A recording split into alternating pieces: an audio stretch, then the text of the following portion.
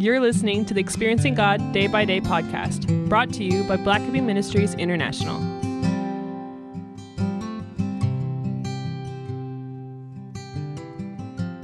June 20, when God says no. Acts 12, verses 2 and 3.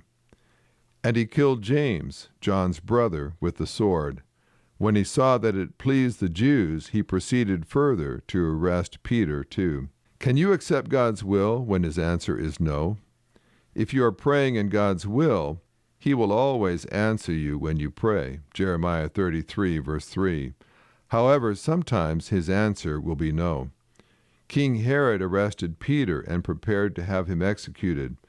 During the night, as his church prayed, Peter's life was spared when an angel freed him.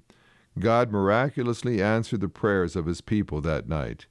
Yet not long before, James too had been arrested by Herod. James, however, was executed.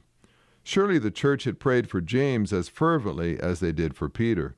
Yet that time God's answer had been no. Did God love Peter more than James? Of course not.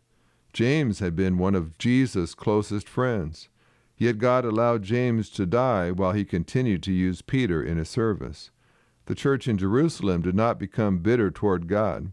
They accepted his answer because they trusted his love and wisdom. There are times when God wants us to persist in our praying until he has completed his work in us.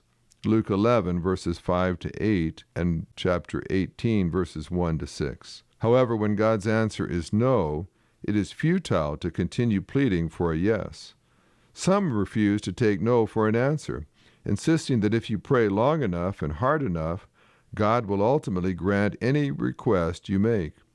It is an affront to your Lord to continue pleading with him when he has clearly said no. The purpose of prayer is not to conform God to our will, but to adjust our will to God. We must learn to trust God so that if he says no, we accept that his will is best.